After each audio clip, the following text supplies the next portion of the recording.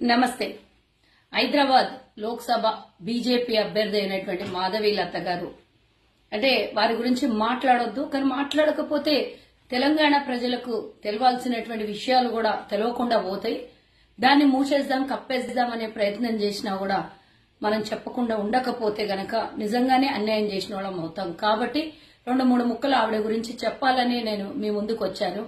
మొదటగా ఈమె దేశం కోసం, ధర్మం కోసం, నీతి కోసం, నియమం కోసం, ధర్మం 4 కాళ్ళ మీద నడవాలి, లేదు అనంటే ఈ రోజు హిందూ సమాజం చాలా బాగుపడాలి, ఇంకా ఎన్నెన్నో చాలా మాట్లాడింది. మొత్తం సోషల్ మీడియా కానివ్వండి, మొత్తం అన్ని ఛానళ్లకి పెయిడ్ వీడియోలు, పెయిడ్ ఇంటర్వ్యూస్ ఇచ్చినటువంటి విషయం మనం చూసుకున్నాము.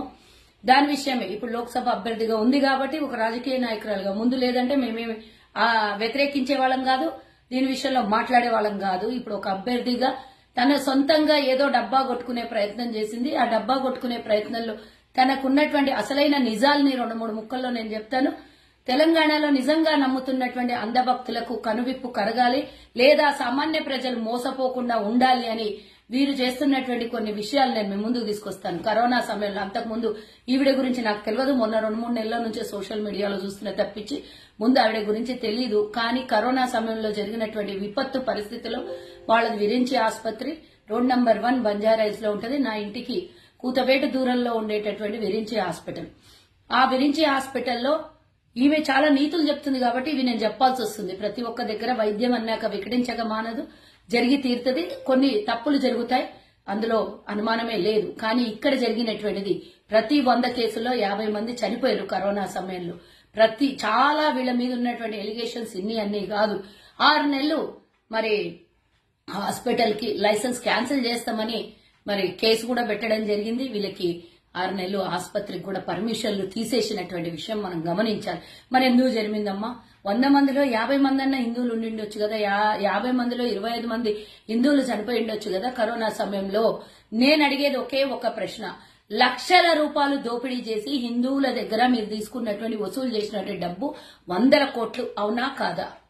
చరిత్ర తీద్దాం. కావాలంటే అప్పటి రికార్డులు ఏమన్నా ఉంటే చూపించాల్సినటువంటి అవసరం ఉంది. ఎందుకంటే నేనే సాక్ష్యం. మా వాళ్లే 2 చనిపోయారు. అందులో మాకు తెలిసిన వాళ్ళు, మాకు సంబంధించిన 2 చనిపోయారు. అందులో ఒకరు శశి వంగల వాళ్ళ బ్రదర్, ఈరోజు ముగ్ధా సిల్క్ నడిపిస్తున్నటువంటి శశి వాళ్ళ అన్నయ్య తన అన్యాయంగా చంపేసినటువంటి విషయం మనకు తెలిసింది. వాళ్ళ అన్నయ్యకి ఇంజెక్షన్లు ఇచ్చి అసలు ఏమంటారు, ఆయనకు సంబంధించినటువంటి రికార్డు కూడా పూర్తిగా తొలగించి, డేటా తొలగించి, ఆరోగ్య విషయంలో వాళ్ళు ట్రీట్మెంట్ చేసినటువంటి విషయము రికార్డు తొలగించి ఎందుకు చేయాల్సి వచ్చింది? పైగా వీళ్ళ మీద కేసులు పెట్టారు. ఎందుకు పెట్టాల్సి వచ్చింది? వీళ్ళ నిజమైన ప్రశ్న, మా అన్నని చంపేసినవు అని చెప్పి స్టెరాయిడ్స్ ఇచ్చి, ఇంజెక్షన్స్ ఇచ్చి చంపినటువంటి విషయము, మూత్రపిండాలు డ్యామేజ్ కావడము, స్ట్రోక్ వచ్చి చనిపోయినటువంటి విషయం తెలివందా? ఇది యావత్ తెలంగాణ కాదు, ఆ రోజు అందరము ఒక రకమైనటువంటి సెన్సేషన్ న్యూస్ లో తల్లడిల్లిపోయినాం కరోనా సమయంలో.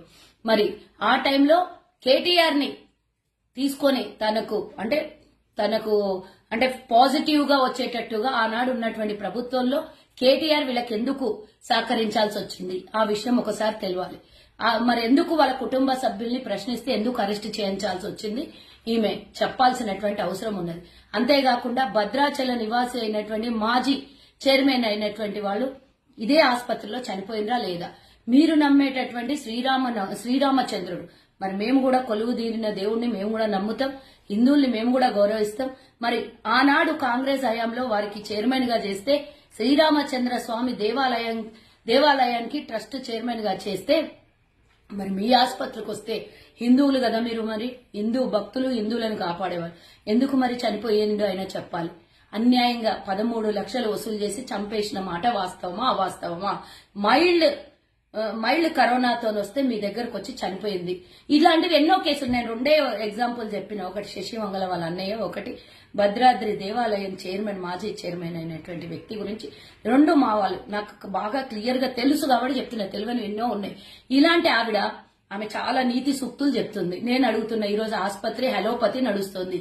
మరి నిజంగానే మీ వాళ్ళు చెప్పినట్టే నేనేమి ఆవు గోమూత్రాన్ని, గోపేడని నేను వ్యతిరేకించాను, కానీ ఒక మాట అడుగుతున్నా, మీరు హలోపతి తీసేసి హోమియోపతి పెట్టేసి అక్కడ గోమూత్రాన్ని, ఆవు పేడని ఇచ్చి ఆసుపత్రిలో ఈ రోజు హోమియోపతిగా మార్చి, లేదు అనంటే ఆయుర్వేదిక్ ఆసుపత్రిగా మార్చి ఎందుకు ట్రీట్మెంట్ ఇవ్వలేకపోతున్నారు? ఎందుకంటే లక్షలు సంపాదించాలి, కోట్లు సంపాదించాలి. మీద అదే ధ్యేయం కదా, కమర్షియల్ కదా. కమర్షియల్ గా ఉన్నటువంటి వ్యక్తి ఈ రోజు వచ్చి నీతులు సూక్తులు చెప్తే ఎవరైనా నమ్మే స్థితిలో ఉన్నారా? ఇవన్నీ నేను కళ్లతో చూశాను కాబట్టి మీ ముందు లైవ్ ఎవిడెన్స్ గా నేను చెప్తున్నాను. ఇది ఒక్కటే కాదు, తన బిడ్డల కంట చదువుపీయలేదంటే స్కూళ్లకు పంపించలేదు. ఎందుకు? సమాజం మీద నమ్మకం లేకనా, లేకపోతే చదివించే బోధకుల మీద నమ్మకం లేకనా, తోటి విద్యార్థుల మీద నమ్మకం లేకనా? ఆడపిల్లలు అనంటే గడప దాటొద్దనా? ఏం సనాతన ధర్మం చెప్తుంది ఆడపిల్లలను బయటికి వెళ్లి చదివియొద్దంటుందా? మళ్ళీ ఐఐటీలో సీట్ సంపాదించిందంటే అప్పుడు పోవచ్చు. చిన్న పిల్లలు ఎల్కేజీ నుంచి 10th క్లాస్ వరకు చదివే పిల్లలు ఇంట్లోనే పెట్టి, అంటే నీలాగా నీకంటే డబ్బు ఉంది, అన్యాయంగా సంపాదించిన డబ్బు ఉంది, ఇంట్లో హోమ్ ట్యూషన్ పెట్టిస్తావు, హోమ్ స్కూలే ఏర్పాటు చేసుకోగలుగుతావు. మరి వేరే వాళ్ళు లేని వాళ్ళు పేదోళ్ళు ఇళ్లలో చదువురాని తల్లిదండ్రులు స్కూళ్లకు పంపించొద్దా? ఎవరికి పంపించొద్దు? ఆడపిల్లలకు గాని ఎవరికి గాని స్కూళ్లకు పంపించకండి అని చెప్తుంది. ఇట్లాంటి మాటలు మాట్లాడే వాళ్ళు ఈ రోజు ధర్మాన్ని కాపాడతాం, హిందూయిజాన్ని కాపాడతాం అని చెప్పేవాళ్ళు కేవలం ఎన్నికల సమయంలో బీజేపీ డబ్బా కొట్టి హిందువులను అడ్డం పెట్టుకుని, హిందూ సెంటిమెంట్లను అడ్డం పెట్టుకుని పబ్బం గడుపుకోవడానికి ఈవిడే వచ్చింది. నిజంగా హిందుత్వ భావన, హిందువుల మీద ప్రేమ ఉంటే ఎప్పుడో 20 ఏళ్ల కిందనే నువ్వు ఈ ధర్మాన్ని, నువ్వు మీ పిల్లల్ని ఏ విధంగా పెంచినావు అప్పుడే నువ్వు ప్రజలకి చెప్పడానికి బయటకు వస్తుంటావు. నేను ఈ మధ్య తప్పించి ఇంతకు ముందు ఎన్నడూ చూడలేదు నేను. కానీ గతంలో నువ్వేం చేసేదానివి అందరు చెప్పారు, కానీ నేను నా నోటితో నేను చెప్పదలుచుకోలేదు. నువ్వు ఈ రోజు లిప్స్టిక్లు పెట్టుకోవద్దు, లిప్స్టిక్లు ఎందుకమ్మా ఇవన్నీ? నీకు మహిళల గురించి మాట్లాడటము నువ్వు పాటిస్తే నీ ఇంటి వరకు ఉండు. ఎదుటి వాళ్ళని నువ్వు కించపరిచే విధంగా మాట్లాడితే నేను ఎందుకంటున్నా అంటే నువ్వు గతంలో ఏం చేసేదానివే, ఏ సలూన్లో ఏం చేసేదానివే నేను నీకు మరి ఇంత